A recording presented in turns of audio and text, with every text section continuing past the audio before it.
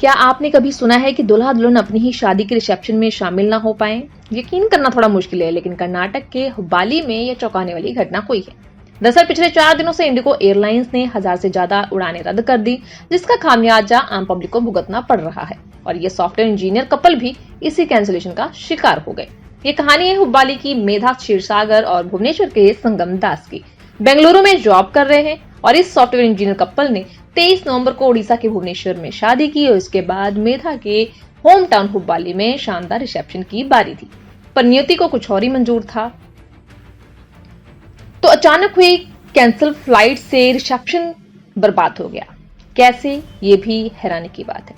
Couple ने 2 दिसंबर को Indigo airlines में भुवनेश्वर से बेंगलुरु की फ्लाइट बुक की थी ताकि वो समय पर हुब्बाली पहुंच सके, लेकिन एंड वक्त पर उनकी फ्लाइट कैंसिल कर दी गई। अगले दिन भी फ्लाइट कैंसिलेशन का सिलसिला लगातार जारी रहा। रिसेप्शन में सारे मेहमान पहुंच चुके थे, पर दूल्हा दुल्हन का कोई अता पता ही नहीं था। अब सोचिए कि क्या हुआ होगा कि किसी रिसेप्शन में, अपने ही रिसेप्शन में दूल्हा दुल्हन गायब है। फिर वो हुआ जो किसी ने सोचा नहीं था, ना ही आपने सोचा होगा। अगर आप सोच रहे हैं कि क्या हुआ होगा तो अपने अपने आइडियाज कमेंट बॉक्स में जरूर बताएंगे। फिलहाल मैं आपको बता देती हूँ कि आखिर क्या हुआ। जब कोई ऑप्शन नहीं बचा तो मेधा और संगम ने भुवनेश्वर से वीडियो कॉल के जरिए रिसेप्शन से जुड़ने का सोल्यूशन निकाला और वर्चुअल तरीके से अपनी शादी का फंक्शन भी अटेंड किया। जिसके बाद फंक्शन अटेंड होने के बाद सारा रिसेप्शन बहुत अच्छे से हो गया और उसी बीच मेधा की मां का दर्द भी छलक उठा। मेधा की मां ने बताया कि सारे रिश्तेदार और मेहमान आ चुके थे। एंड वक्त पर इवेंट का कैंसिल करना मुमकिन नहीं था, इसीलिए हमने वीडियो कॉन्फ्रेंसिंग के जरिए ही रिसेप्शन करने का फैसला किया।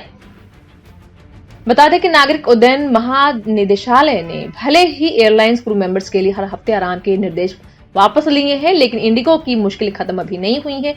एयरलाइन का कहना है कि सेवाएं अगले 10 फरवरी तक ही बहाल हो पाएंगी। फिलहाल आप क्या कहते हैं इस खबर को लेकर अपने विचार कमेंट बॉक्स में जरूर बताएं।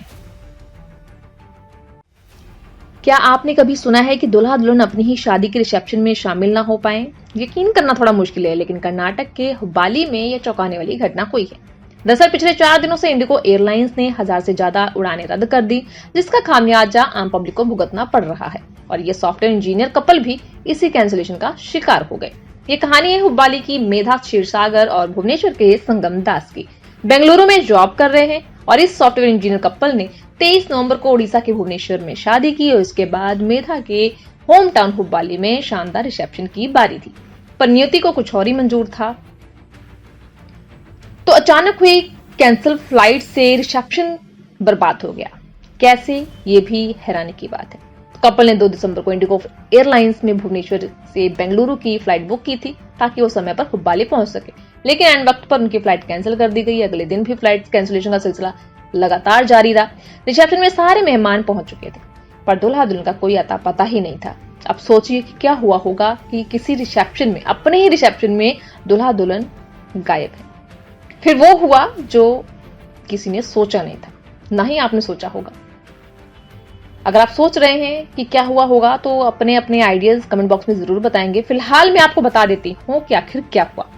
जब कोई ऑप्शन नहीं बचा तो मेधा और संगम ने भुवनेश्वर से वीडियो कॉल के जरिए रिसेप्शन से जुड़ने का सोल्यूशन निकाला और वर्चुअल तरीके से अपनी शादी का फंक्शन भी अटेंड किया।